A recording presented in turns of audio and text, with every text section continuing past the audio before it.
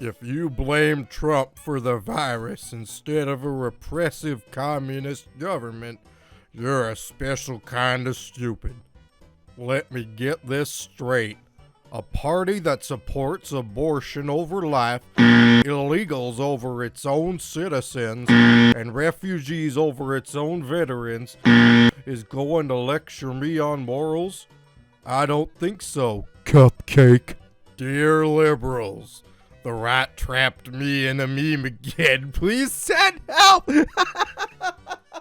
Okay, that's enough of that. Anyways. So I just finished watching the new Paramount Plus exclusive series, 1883, a Western show about a group of European immigrants who travel from Texas to Oregon under the protection of the Dutton family.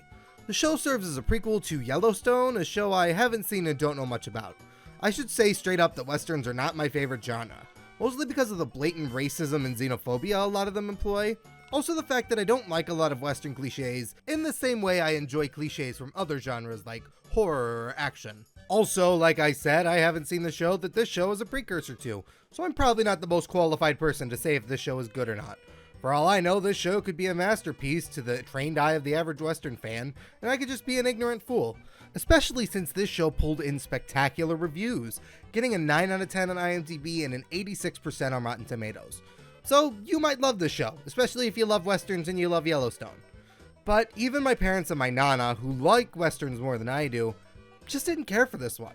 My mom admittedly only wanted to watch it because Tim McGraw plays the father of the main character. The thing is, we gave it too big of a chance in terms of how many episodes we would watch before quitting, but by the time we wanted to quit, we were too invested to do so. It was very strange. There is a specific element to the show I want to use this video to discuss, which you might have seen in the title. If you're mostly here for discussions of that element in the show, skip to 4 minutes and 23 seconds. Otherwise, I want to give some brief thoughts about the show first. Something I will say is that Sam Elliott, who is not a conservative by the way, is the only character and performance I consistently enjoyed throughout all 10 episodes of the show. Sam Elliott is one of those actors who, even if he's in a bad show or is given a bad script, he still gives a really good performance. It's a character archetype I've seen before, with the grizzled old man who's seen too much, going back into the fray one more time before he dies, but Sam Elliott does that character exceedingly well. LaMonica Garrett's character is also pretty good. He plays the friend of Sam Elliott.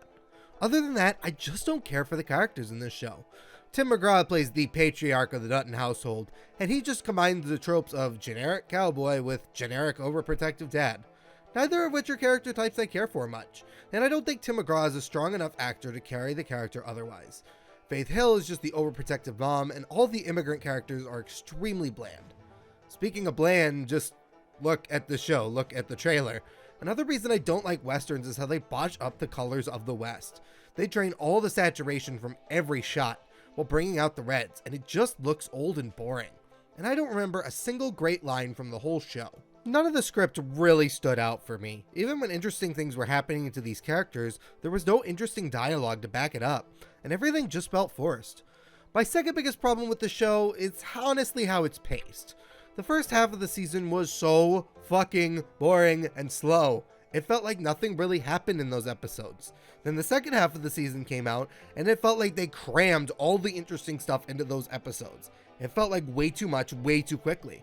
Admittedly, those last 2 episodes were my favorites, because it felt like they finally remembered that cool things are supposed to happen in a show like this. The main reason I wanted to talk about this show today, however, was actually my biggest problem with it. Its main character, Elsa. I hate this bitch, and so did my parents. She narrates over every single episode in the show, and it gets old fast. Half of her narrations add nothing, and the scenes she narrates would actually be better if she just shut the hell up. More than anything else, she's just a boring character who adds nothing to any scene where she's not the primary focus. But a bigger problem with the show than Elsa's character is what her character represents in the show's message. This show employs something insidious, that being its own Western brand of white feminism. For those unaware, white feminism is a specific type of feminism that, whether intentionally or unintentionally, centers certain traits women might have as default traits, such as being white, cisgender, heterosexual, or able. White feminism refuses to acknowledge the overlap between sexism and other forms of bigotry like racism, ableism, transphobia, homophobia, etc. Elsa is the queen of that, and 1883 is her castle. Elsa embodies a character archetype I actually usually enjoy, that being the free-spirited girl who wants to be one thing but is constantly told she has to be something else. This is a character trope you see a lot in Disney movies, usually with the main princess type character, and it's a trope I usually love because it's one I relate to as a transgender woman. And it's usually because in those types of stories, the characters don't just abandon all their responsibilities or completely recklessly put their lives in danger. They acknowledge how hard it is to be who you want to be in a society that tells you otherwise. Here, Elsa is a privileged little shit who constantly oversteps her boundaries and puts her family and the immigrants they're protecting in physical danger because of it. I can understand that it was probably very restricting being a woman back then because of gender norms in white settler society, but this show is trying to maintain a sense of historical realism, and it does so pretty well for the most part.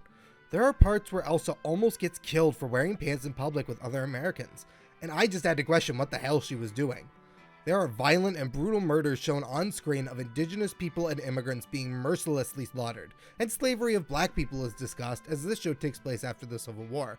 But apparently we're supposed to feel the most for the white girl who can't wear pants and is willing to get herself and others killed to do so. This isn't to downplay the misogyny of this era, of course, but I don't think Elsa is the worst off person in this situation, and it feels like the show wants her to be.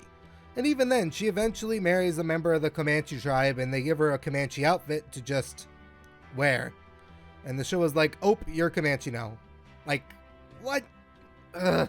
I don't hate their romance or anything, it just feels incredibly tacked on, as if her marrying a Comanche man makes her more oppressed as a white woman. That's not how racism works.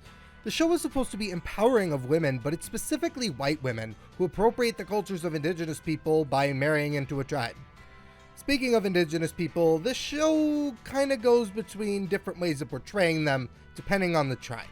Like, some tribes are ruthless, savage killers, and some are wise old people who know everything. I understand that in real life, different tribes have different battle tactics and different languages and all that, but it still bugs me that they play into two harmful stereotypes and just switch between them, and try to portray it as an accurate representation of indigenous people. However, since writing the script of this video, I've come to understand that Yellowstone is about fighting between the Dutton family of the modern day and the indigenous people who claim the ranch they own, so I suppose it makes sense the portrayal of them isn't great. Gotta make sure they're as morally bad as white people. Ugh. I don't like this show. If you like it, that's great. It is just a TV show. But I encourage people who watch it to think more critically on representations of indigenous people in entertainment and ask for better. Depictions like this can be harmful, as can messages about liberation of women that only apply to specific women. Thinking critically about the way we consume entertainment is important to me, even in the cases of things we happen to like or enjoy. Another example that I might have to make a video on one day is Euphoria, which I've never seen, but I've heard from people who have seen it that a lot of the narrative on that show revolves around teenagers and their experiences with drugs, sex, and sexual abuse. It concerns me that the most mainstream queer show on TV tries to make lifestyles involving drugs and sexual harassment out to be glamorous. Does this mean that you're bad or homophobic or sexist for liking Euphoria? No, of course not. It just means you gotta put your thinking cap on in terms of how accurate such portrayals are, and how we as a society find such things entertaining. And don't worry, I will watch Euphoria one day to get my own opinions on it and not just hear about it from friends. So, you can like 1883. You can love it. If it's your favorite show of all time, you're still my friend. I just ask that we collectively examine shows like 1883 and make notes on how we could do better by these communities. If we can get to making more content that's safe for and inclusive of every group of people, we're making entertainment a better and safer place. And that's all anyone wants. And I have been Daisy. I do reviews and video essays based on TV and movies and video games and theater and things of that nature. So if you're interested in any of those subjects, you could certainly click subscribe and you could watch out for the next video. Bye.